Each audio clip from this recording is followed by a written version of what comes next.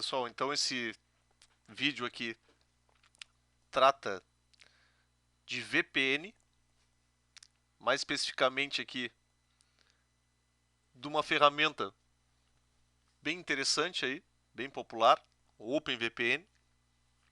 Então o propósito é fazer o uso, né, dos conceitos de VPN e aplicação como exemplo, né, como estudo de caso na solução OpenVPN. Então, breve sumário aqui sobre os conceitos de VPN. Então, abordar algumas coisas que originaram, né? O que é uma VPN, o que é a VPN e por quê, né? Qual foi o motivo de ser usado como é usado atualmente. Depois, alguns aspectos sobre a ferramenta OpenVPN. A respeito das funcionalidades. Lembrando que essas funcionalidades do OpenVPN, na verdade, conceitualmente, não são exclusivos do OpenVPN, né? São configurações de VPN genéricas. O cenário de aplicação, mostrar alguns cenários bem comuns, algumas dicas de uso do OpenVPN e as referências aí para quem quiser avançar mais seus estudos sobre VPN. Bom, então, de onde surgiu, né, esse termo VPN, que vem a ser Virtual Private Network? Então, seria uma rede virtual privada, ok? Como é que era o acesso à internet antes do acesso à banda larga? Ele era feito por linha de escada, ou seja, se usava toda a infra de telefonia convencional, usando modulações, que eram os modems, se fazia acesso de dados, né? Se usava a mesma infra para dados. E como é que era feita a ligação das empresas no mundo corporativo? Os caras não faziam acesso com linha de escada, que nem se fazia anteriormente, né?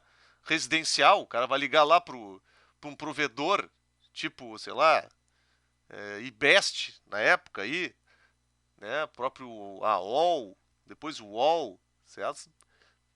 Mandic, vários desses provedores. Então, como é que era feito?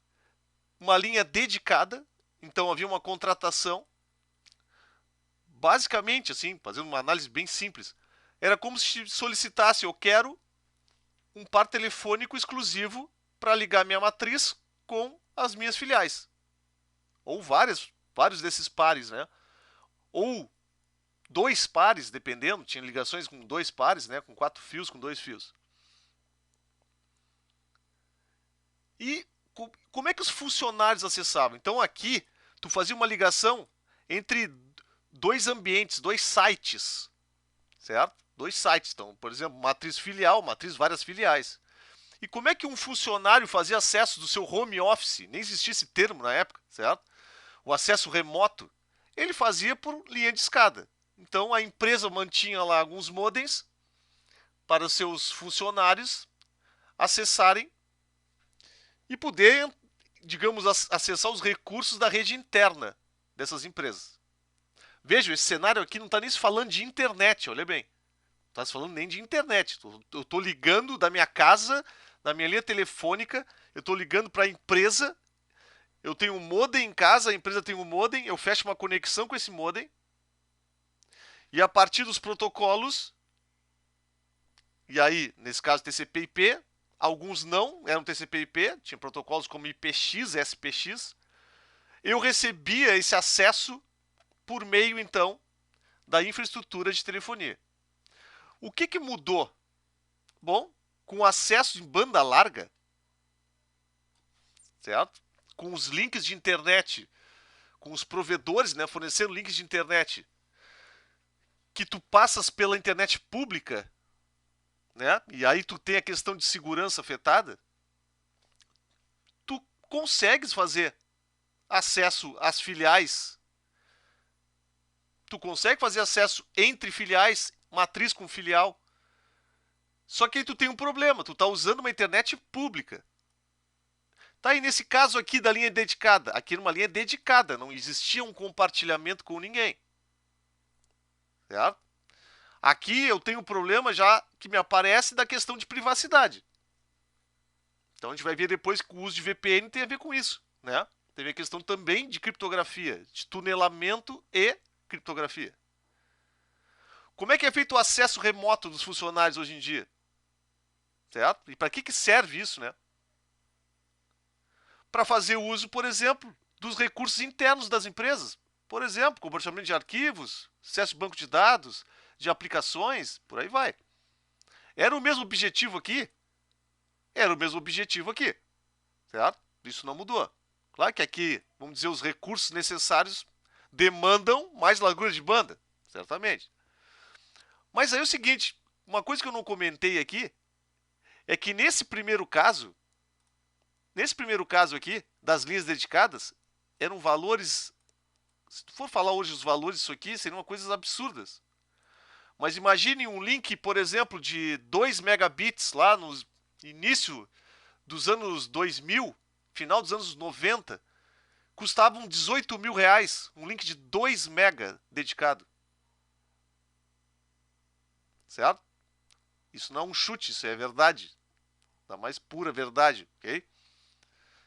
Claro, hoje o que acontece? Ah, tu tem links de, sei lá, 200 mega, 500 mega por 100 reais. Ok? Daqui a pouco vai ter, em breve aí, enlaces gigabit em residências domésticas, certo? Então tu tem uma redução, e esse é um grande motivo do uso de VPNs, olha só. Primeiro a questão tecnológica, certo? De possibilitar isso. Mas o principal é redução de custo, certamente. Na medida que eu reduzo o custo, porque eu estou usando a internet pública para me comunicar agora, eu necessito de segurança. E aí entra a questão dos túneis com criptografia, que é basicamente o conceito de VPN. Então, muito bem. Então, aqui o termo, né? Virtual Private Network. É um serviço, vamos pensar. Tem diferentes protocolos? Sim, diferentes protocolos que fornecem tunelamento. O que vem a ser tunelamento? Eu colocar o meu pacote original, o que eu quero que chegue no destino, dentro de um pacote que vai ser um pacote utilitário, vamos dizer. Ele vai carregar essa informação que eu quero que chegue no destino. Só que essa informação que eu quero que chegue no destino, ela fica criptografada dentro desse pacote. É obrigatório ser criptografado? Não é obrigatório ser criptografado. Ele pode ser apenas tunelado.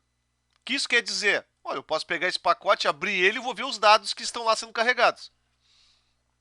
Então esse cara aqui, ó, óbvio, certo? A ideia é que se use com criptografia, mas isso aqui não é obrigatório, certo? Pode-se fazer uma VPN sem criptografia? Sim. Sim, tá? O objetivo, então, tornar segura a comunicação entre redes e hosts remotos. A gente vai ver depois esses cenários aí. Então, esse tunelamento torna possível uma coisa muito importante, que redes internas, olha só, redes internas. Não estou acessando o servidor que fica na borda. Eu quero acessar a impressora lá da filial. Ah, tu poderia abrir uma porta lá no teu roteador, abrir esse acesso e o cara imprimir remotamente. Pode ser feito? Pode, mas se tu tem 30 impressoras, como é que tu faz? Dá pra fazer ainda? Ah, dá. Olha o trabalho também, né? Olha a parte administrativa disso. Muito bem. Então, quais foram as primeiras iniciativas? Vejam, parece que VPN está desde sempre aí, né? Mas as iniciativas, vamos dizer, comerciais, né? Aplicáveis aí, conceitualmente já se tinha algumas coisas de tunelamento, né? Isso já é inerente à questão dos pacotes, né? A questão de encapsulamento é muito parecido. Começaram lá nos anos de 95, de 96. Então, uma iniciativa como o protocolo IPsec, muito utilizado até hoje, certo? Dá para se dizer que o IPsec é o padrão, é o protocolo definido pelo IETF, né, que regulamenta aí os protocolos abertos. Então esse cara é o protocolo da internet, vamos dizer assim. Ele é o IP seguro. Esse cara aqui tem funcionalidades que permitem criptografia, tunelamento, autenticação e outras coisas. Ao mesmo tempo, comercialmente começaram a aparecer algumas alternativas. Então em 96 tem como se fosse o primeiro aí, protocolo, o PPTP, que é usado até hoje também, certo? Não é mais considerado seguro aí, tem vários probleminhas, mas ok, né? Ainda é usado. Ele é o padrão, por exemplo, por muito tempo nos Microsoft Windows, e ele foi criado pela Microsoft. Qual é a ideia? Usar home office. Então, sair do mundo linha de escada de modems e possibilitar que os funcionários pudessem, usando uma conexão de melhor qualidade, continuar tendo acesso aos recursos internos da empresa. No caso aí, a Microsoft. O IP Security, né? Internet Protocol Security. Então, ele é um protocolo definido pelo IETF, aberto, certo? Esse protocolo aqui hoje está em domínio público. Ele ainda é pertencente à Microsoft, né? Mas já foi padronizado também, ele é aberto, pode ser usado, tem implementações para Linux e outros sistemas operacionais. Esse cara aqui se propôs a ser a solução para VPNs na internet, usando TCP/IP. Então ele é o padrão de fato, olha só, ele é o padrão de fato para VPNs corporativas. Quando está se fazendo site to site, ou seja, eu estou ligando empresas, eu estou ligando matrizes e filiais. Por que isso? Quando vocês vão fazer configurações de VPN com equipamentos, por exemplo, da Checkpoint, da Palo Alto, da Cisco, vocês vão tratar com o IPsec. Muito provavelmente. Certo? Muito provavelmente. Porque isso tornou um padrão. Mas aí foram aparecendo outras soluções. E dentre essas soluções, o OpenVPN, que é uma solução em código fonte aberta. A gente vai falar depois um pouquinho aí sobre esse cara. Mas ele tem, certo? Uma série de facilidades que acabam tendo o mesmo serviço que esses protocolos tipo IPsec, que tem uma certa complexidade de configuração. Mas como eu comentei, não adianta fugir e achar que o OpenVPN é a solução para tudo. Não vai ser. Certo? Vocês vão ter, muitas vezes, que configurar túneis, VPNs, com outras empresas e vocês não têm o controle das duas pontas. O cara vai dizer, cara, eu uso o IPsec aqui, a solução da Cisco. Ah, tu usa Linux? Vamos usar o OpenVPN? Cara, eu não vou usar o OpenVPN, eu vou usar IPsec. Bom, aí tu tem que entender do IPsec para poder fazer esse túnel aí funcionar. Então é interessante conhecer as soluções que existem. Então aqui botei só um comentário, né? Que esses caras são disponibilizados por padrão, próprio IPsec, PPTP, no Windows, né? Tem o próprio Windows aí, isso é bastante comum. Linux, então, nem se fala. Então, como é que era o cenário antes do uso de VPNs? Vou ter aqui uma ilustração.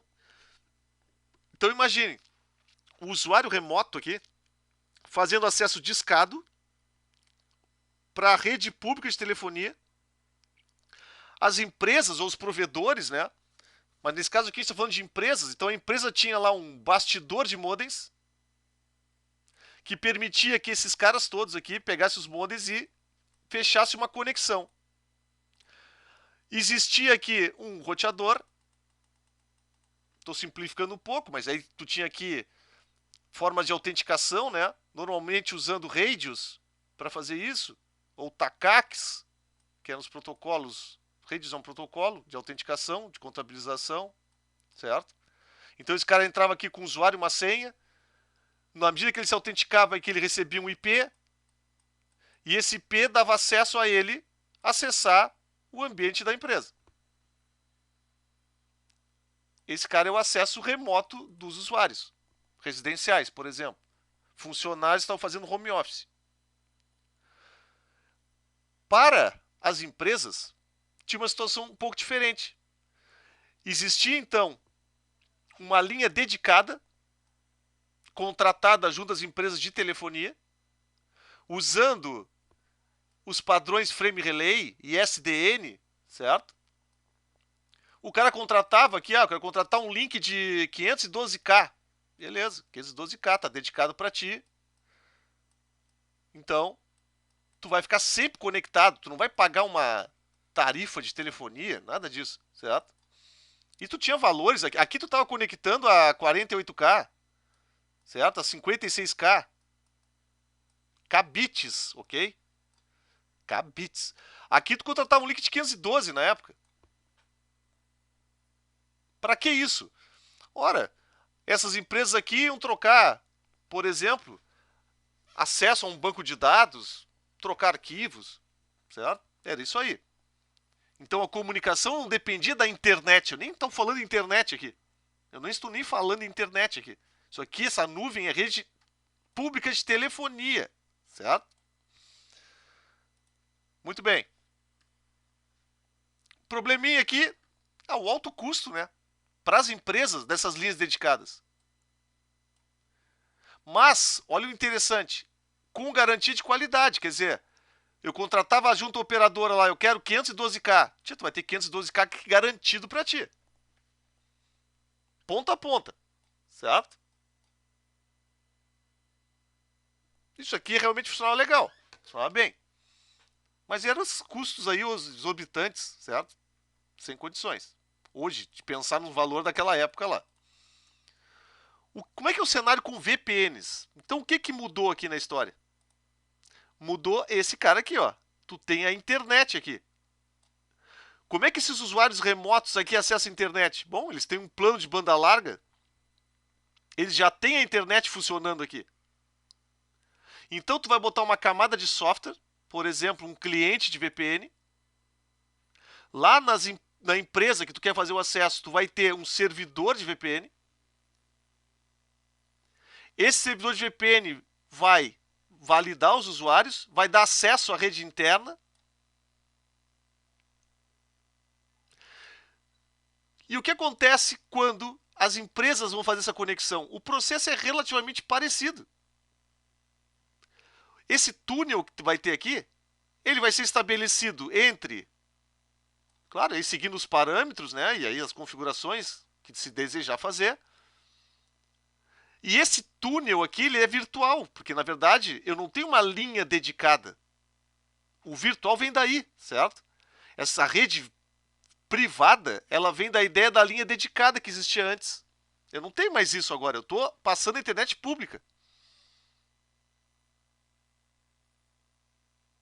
E aí, claro, se eu fizer uso dos meus dados aqui, que seriam dados, olha bem, eu estou passando a comunicação das redes internas, ó. Essa rede interna se comunica com essa rede interna. Passam através da internet por dentro de uma VPN. Por isso que é importante eu ter criptografia para esses dados que estão sendo trafegados aqui não serem interceptados, não serem alterados. Então esse é o cenário, a internet fez a diferença aqui. E, óbvio, as tecnologias de VPN, certo? Também. Vamos lá.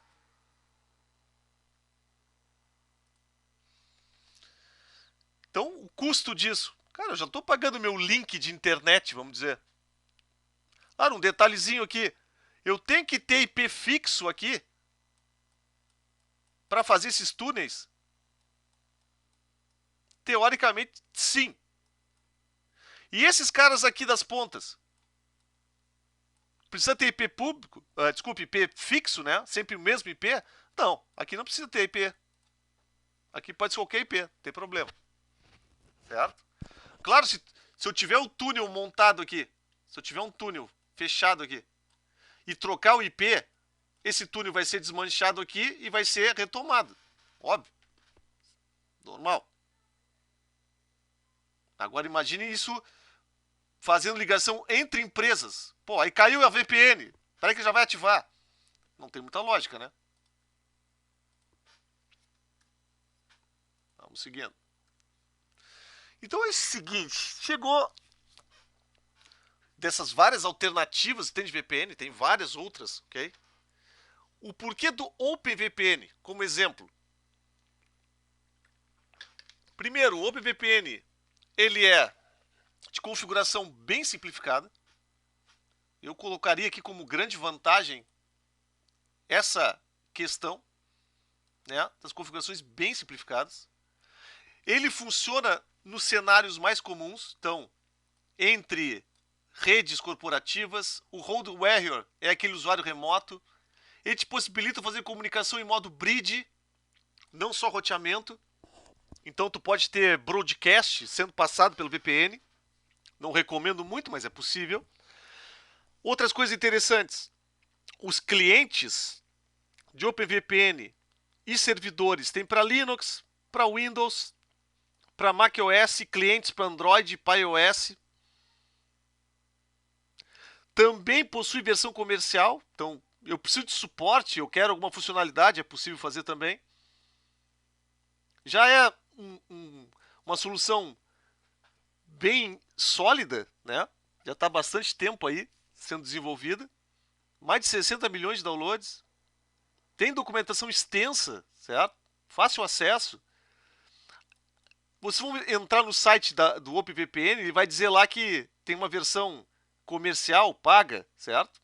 Tá certo, a versão essa, né, que eles têm em nuvem também, tem várias coisas interessantes, vários serviços. Mas a versão comunitária aqui pode ser a solução para a maior parte dos casos aí, que precisam, por exemplo, né, de home office. Pá, agora tem que botar, sei eu, tem que... A empresa agora aqui, os caras vão todos trabalhar em home office.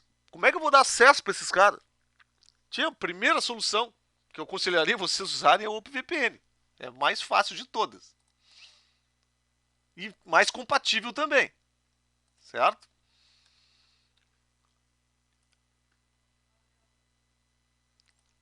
Aqui tem outra coisa que realmente é a diferença. Aí do ponto de vista técnico.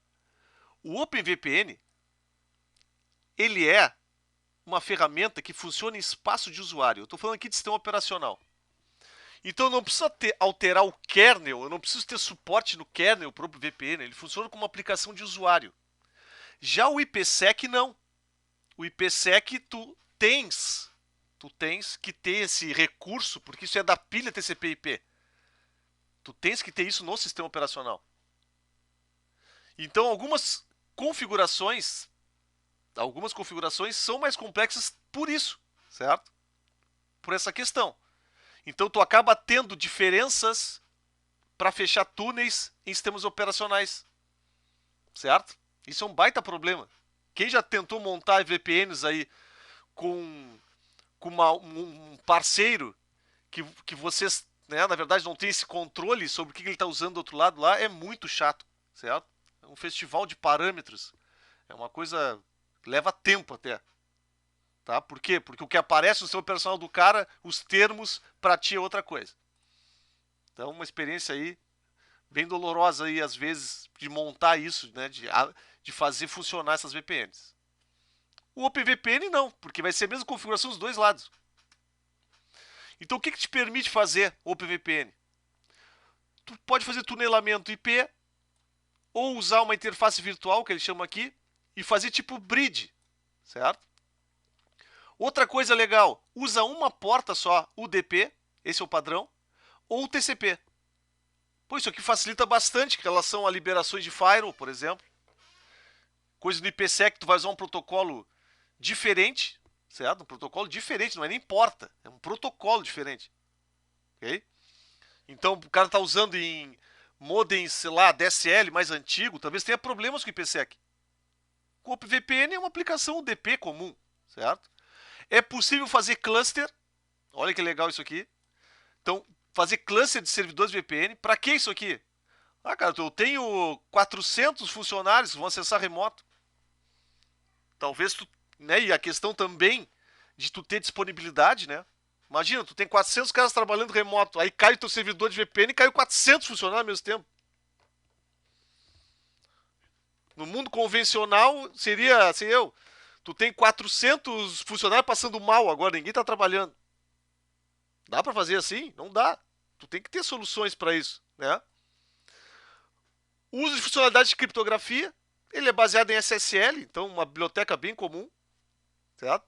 Funciona legal. Pode-se usar chaves simétricas, ou seja, usar uma senha igual para os dois lados. Então, vamos fazer uma VPN. Qual é a senha que nós vamos usar? Combina a senha, os dois lados usam a mesma. Ou usar com chaves. Então, eu passo minha chave pública para o lugar remoto, o lugar remoto manda a chave pública, a gente diz que essas chaves são confiáveis e a partir daí se permite o acesso. As chaves públicas, elas são usadas quando está se falando em múltiplos clientes. Aquele hold warrior ali, aquele cara que é o acesso remoto. Por quê? Porque tu cria um certificado único para aquele cara. E aí tu pode ter configurações para aquele usuário. Então, assim, ó, é bem, realmente bem robusto aí o que dá para fazer no OpenVPN. Tem a questão da compressão. Isso é meio padrão em VPN, né? Tu consegue comprimir o tráfego. Tu também tem controle de largura de banda. Isso é um negócio legal. Pode fazer também.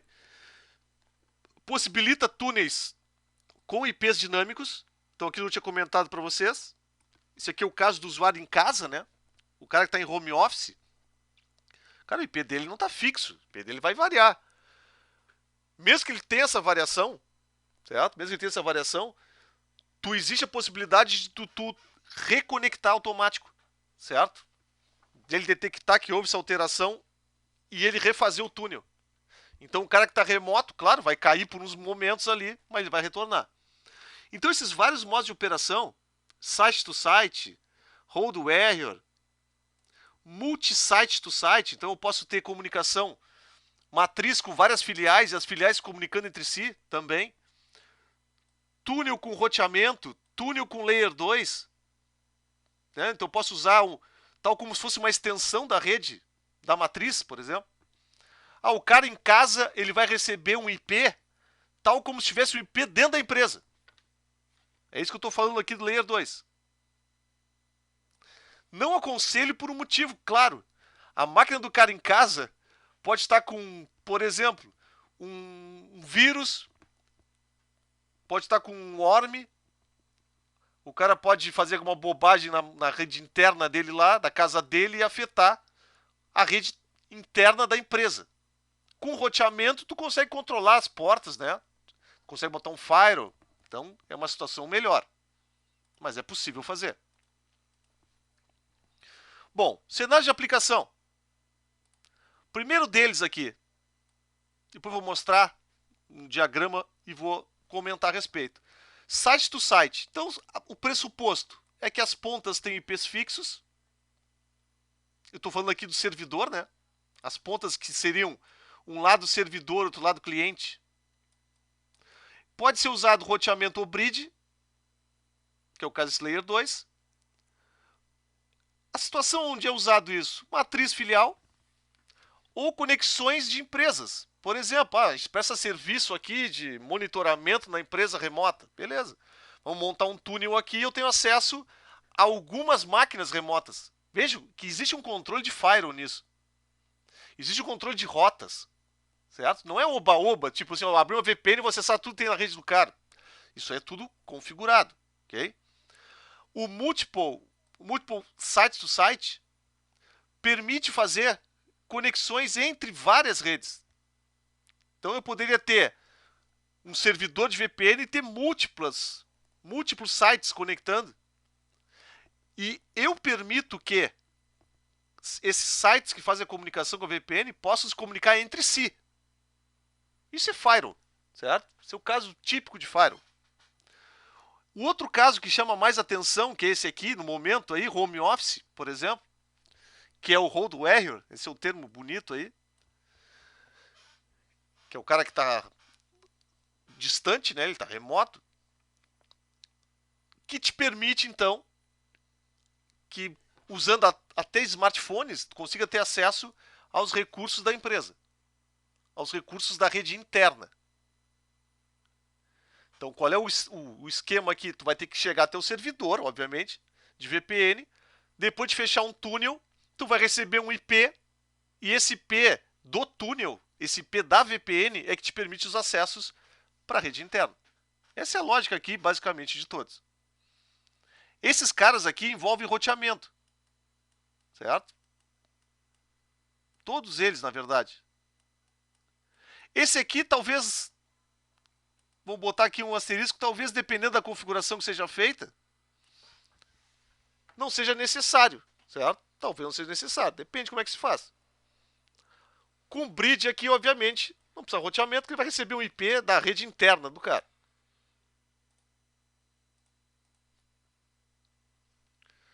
Então é mais ou menos isso, ó. Guardem isso. O bridge é uma extensão da rede interna. Mas tem que se usar com carinho aí. Tá, então o que é o site to site? Configuração simples, eu vou mostrar para vocês um exemplo aí. Modo roteador. Ele cria uma interface chamada TUM. E aí tem os números aqui. Tu bota o número, TUM 0, 1, 2, 3. Então essa interface é uma interface que vai te dar o acesso ao túnel. Por esse nome. Tu pode usar as chaves simétricas, então combinar, né, lá com o outro lado, com o lado remoto. Ó, cara, a nossa senha vai ser 1, 2, 3, 4, 5, 6, 7. Beleza. Quando bater as chaves aí, vai fazer a conexão. Não, não vou usar a chave, cara. Vamos fazer o seguinte. Vamos gerar certificados. Então eu te passo aí o meu certificado público e tu diz que esse cara aqui é confiável. Eu faço a mesma coisa com o teu. Tu me manda aqui o teu certificado público e eu configuro ele como confiável. Desse lado aqui fica o certificado privado. Desse lado aqui fica o certificado privado.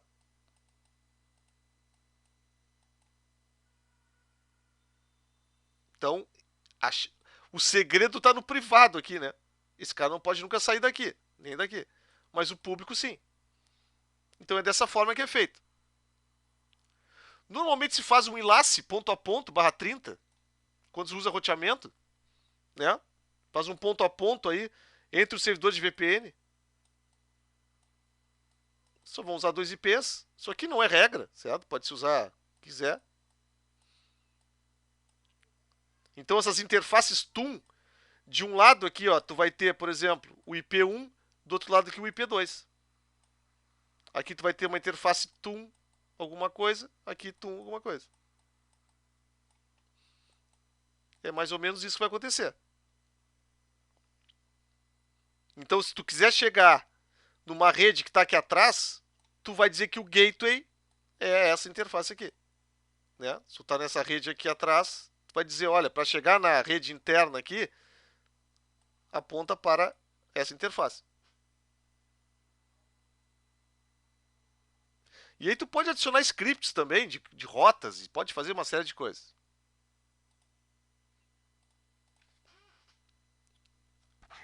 Então, o que tu vai ter basicamente?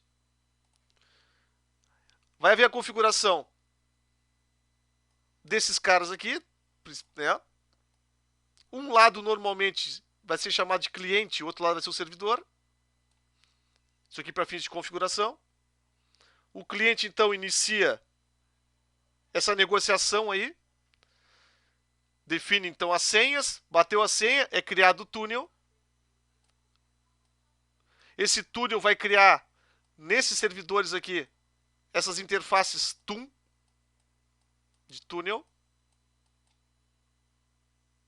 E a partir daí é como se fosse uma conexão de rede normal. Tu vai, né, vai usar firewall, tu vai criar rotas. Normalzinho. Tal como se estivesse ligando uma rede aqui. Na prática é como se estivesse ligando um ponto a ponto entre esses caras. Como se estivesse ligando um cabo crossover aqui. É mais ou menos isso. Claro, simplificando ao extremo. Então aqui, vou mostrar rapidamente como é que é essa configuração no OpenVPN. Olha só, a matriz, que eu estou chamando desse lado aqui, isso aqui é a configuração do próprio OpenVPN. Ó. Tu define qual é o nome da interface, tu define um IP, o da esquerda aqui é o IP que vai ficar desse lado, o outro é o outro lado, o protocolo usado para criar o túnel, a porta, o MTU. Por que o MTU? Porque os pacotes eles vão ter tamanhos menores, né, do que o padrão, porque eles vão ser tunelados, então vai ser um pacote dentro do outro, então a área útil de dados é menor. Aqui tem uma chave estática, isso aqui não é uma senha na realidade, isso aqui é uma chave, né?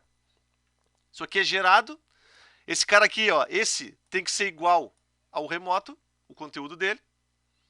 Aqui tem o monitoramento do túnel, aqui ativação de compressão, aqui mantém o túnel mesmo quando está sendo recarregado, então ele não tira a interface TUN, porque senão pode bobear aí algumas coisas tipo Firewall. A chave fica mantida, mesmo quando a VPN é reiniciada. Caso o IP mude, ele mantém ainda, tem essa opção. O nível de log, aí tem o log aqui do status do túnel, o arquivo. Aqui ele cria rotas, ó. Então quando ele fecha o túnel, ele vai criar rotas. Ele já vai adicionar as rotas aqui. E aqui, quando ele encerra o túnel, ele tira as rotas. Por que tem que ter rota? Imagina que aqui atrás, ó, eu tenho outras redes, ó. Tu tem que adicionar essas rotas quando tu fecha o túnel para poder passar para chegar até aqui. Esse é o lado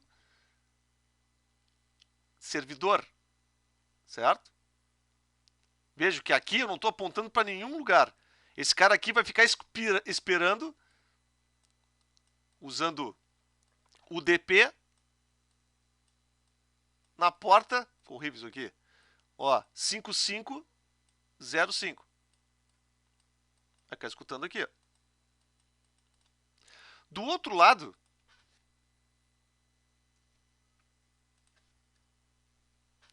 que eu chamei de filial, primeira coisa que tem aqui, ó, o endereço do servidor remoto.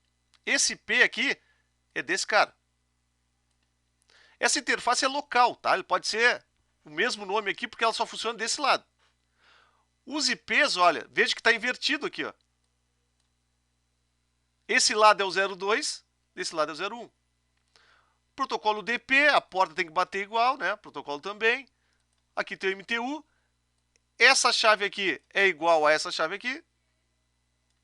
São arquivos, né, que foram copiados para lá. O resto são configurações aqui de compressão, mesma coisa. Também, ok. Log. Aqui, cria as rotas para chegar numa rede interna lá da matriz, por exemplo. Isso aqui é opcional, ok? Isso aqui é opcional. O que é obrigatório aqui? O que é obrigatório? Obrigatório é, nesse caso, a interface, os IPs que vão usar na VPN, o protocolo, porta, a senha e basicamente é isso.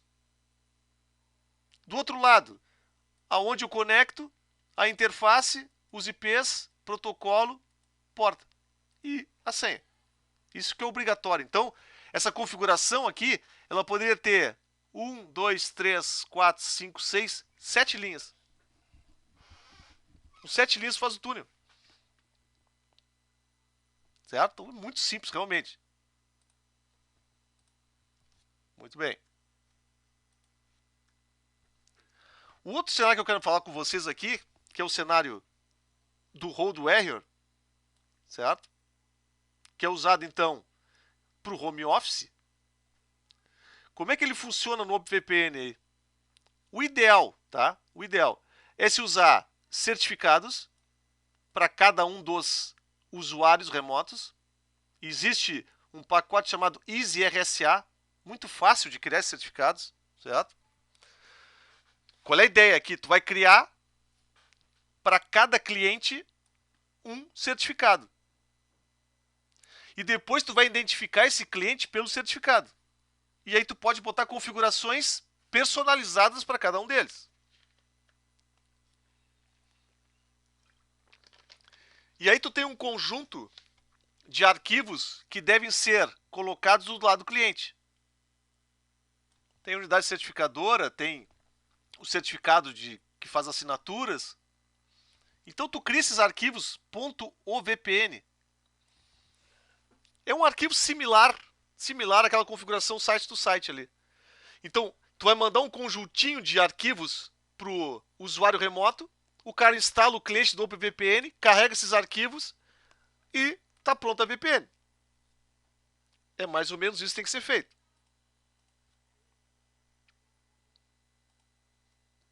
Então vai ser isso aqui. Ó, usuários remotos. Do lado da matriz, certo? Para múltiplos clientes. Então a mesma coisa ali, ó. Protocolo DP, porta. Aqui eu botei outro nome de interface para mostrar para vocês que pode ter mais de um. O MTU, aqui tem o seguinte, ó, IPs dos clientes. Então eu estou passando, ó, esses IPs todos aqui para os clientes. Então os caras quando conectarem vão receber um IP dessa faixa, ó, 10.200.00/24. Aqui tem um registro, é legal ter esses arquivos, que mostra quem está usando a VPN nesse momento. Ele vai guardar nesse arquivo aqui. Aqui estão os certificados. Esses caras foram criados naquele Easy RSA. Vocês vão ver lá que ele vai orientar como fazer. Aqui tem a questão de persistência, Keep Alive.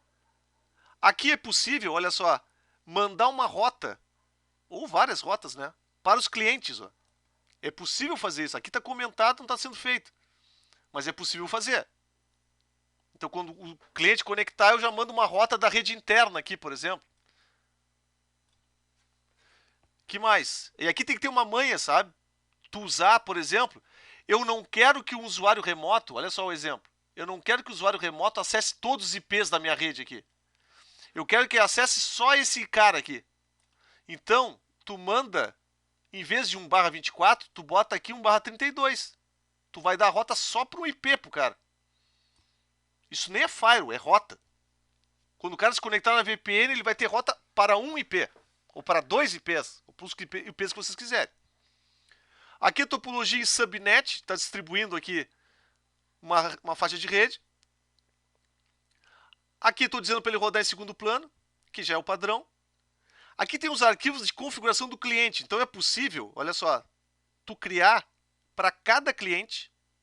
E aqui dentro dessa pasta clientes vai ter o nome de cada cliente. Quando vocês criam o certificado, vocês botam o nome para cada um. E vocês podem ter rotas, por exemplo, para cada cliente. Você pode ter limitação de banda. Você pode ter configurações específicas para o cara. Pode, por exemplo, fixar o IP de algum.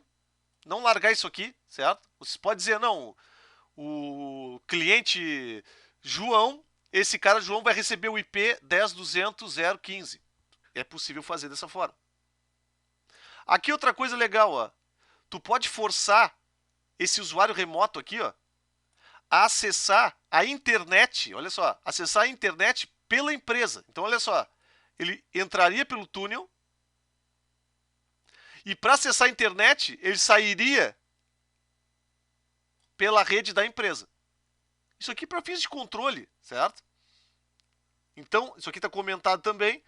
Ele faz esse push, ele manda o gateway default para esse cara aqui, ó. O gateway, a saída padrão do Windows do cara lá, do Linux, vai ser a VPN. Lembrando, ele tem o acesso da internet dele, ok? Mas ele vai sair por aqui e a internet dele vai sair para cá. Aqui vai se ter a contabilização do que ele está fazendo. É possível fazer isso. Ok? Bom, depois tem questão de compressão. Aqui eu posso definir o número máximo de clientes. Ah, qual é o máximo de clientes que tem no OpenVPN? Cara, é o quanto puder. Se tu botar 1000 aí, tu vai ter que ter um hardware razoável para poder funcionar. O consumo é muito grande de hardware do servidor VPN. Olha, para 20, 30, 40, talvez não seja tanto, né? Mas a partir daí tem que se avaliar. Tem que se avaliar realmente. Ok? Cara, vou dizer assim, um hardware para vocês aí. É que hoje tudo virtualizado é complicado, né? Mas pegar aí um servidor de VPN com OpenVPN para 20 clientes remotos, cara, qualquer porcaria que vocês botarem vai funcionar. Periga um Raspberry funcionar. Ok? É nesse nível aí. Bom, aqui também pode se colocar scripts. Aí o resto aqui são logs, etc. O principal aqui então é, na verdade, principal coisa mesmo, é a criação dos certificados, que IPs os clientes vão pegar, o tipo de topologia. Isso aqui é opcional, certo? Essa questão de configurações específicas para os clientes não é necessário. Se tu vai fazer o cara sair pela internet da empresa, o que é isso aqui, ó, na prática? Ah, o cara pode acessar a internet aqui normal. Quando ele for acessar os IPs que são da VPN, aí sim ele vai para a VPN. É assim que funciona, certo? Mas tu pode forçar que a internet do cara saia por aqui também, ó. Você vai fazer isso aqui.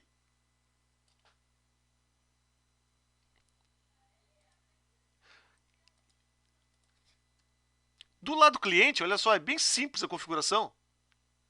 Tá? Modo cliente, a interface, protocolo, quem é o servidor remoto, qual é a porta que ele está. Aqui são os certificados, vejam, ó. Isso aqui é um certificado específico do usuário. Esses dois arquivos aqui são criados naquela estrutura lá daquela ferramenta. E esse aqui, ó, é o certificado que é criado no servidor. Esse cara é igual, ó. Esse cara é igual. E esses caras aqui, todos eles nasceram da mesma estrutura. Então, por isso que eles são verificados. Aqui é o tipo de certificado, também não é obrigatório.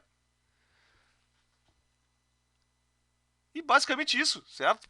Então veja o lado do cliente, cara. É muito, muito simples. Poderia ser apenas isso aqui, ó. O lado do cliente poderia ser só isso aqui. Nada além. E já estaria funcional. Muito bom. Vamos lá. Então, com umas dicas de uso, certo? Primeira coisa, ó, que é um erro bastante comum. O cara libera acesso, VPN. Os caras estão em casa, com todos os problemas que podem ter nas suas máquinas em casa. Então, assim, ó, se o cara tem que acessar de casa apenas o servidor de banco de dados, então restringe no Firewall isso. Restringe em rotas para ele acessar só aquele IP. Não bota lá barra 24, não tem porque acessar outras máquinas. Ok? Outro caso para se identificar e poder fazer monitoramentos. Usar faixas de endereços exclusivos para hosts originados na VPN. Não botar IPs que vocês usam em máquinas da rede interna de vocês. Botem outros IPs, é uma rede diferente.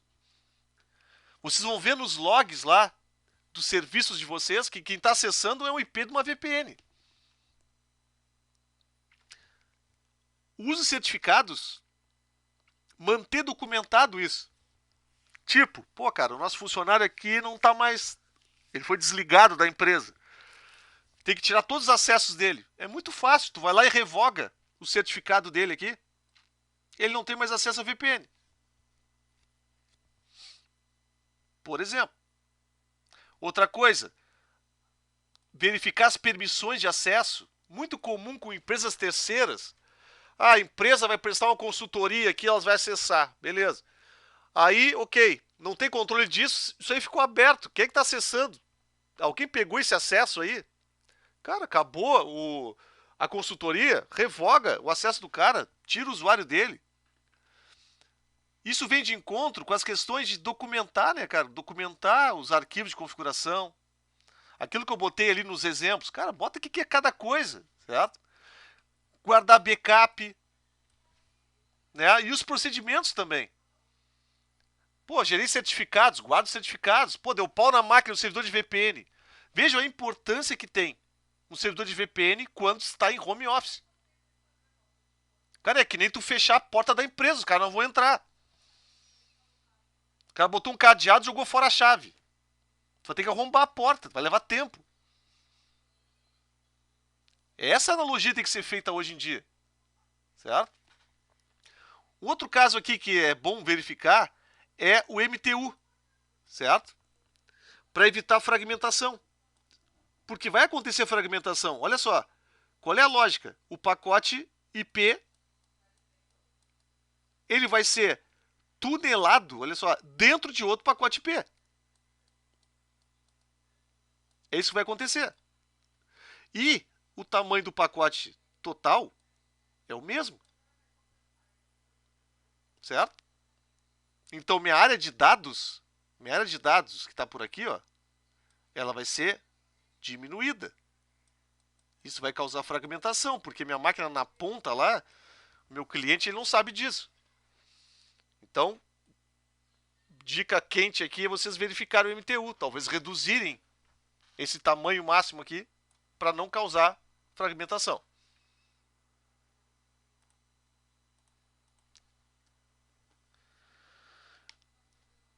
Outra dica legal é que vocês podem usar um emulador como o Core, cara, e fazer todos os cenários com o OpenVPN que quiserem. Certo? Dá para fazer fácil, realmente muito simples. Testar isso, né, nesses ambientes aí, verificar nesses cenários em testes, fazer todos os tipos de modificação possível. Dá para fazer basicamente todos de OpenVPN no emulador Core, muito fácil. Bom, depois de resto, tem a parte de referências bibliográficas, né?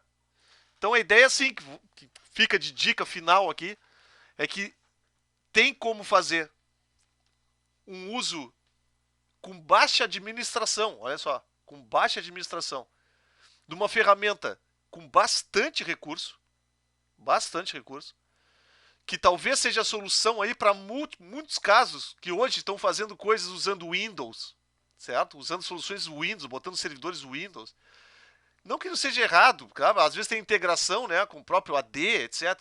Mas, cara, minha primeira opção, dando como dica aqui, dica profissional de experiência, é o uso do OpenVPN. Isso não descarta a necessidade de conhecer o IPsec se vocês forem fazer VPNs com terceiros. Aí é outra história. Ok? Mas é isso aí. Então, o OpenVPN é uma boa solução. Experimentem aí, eu acho que vocês vão achar bastante útil.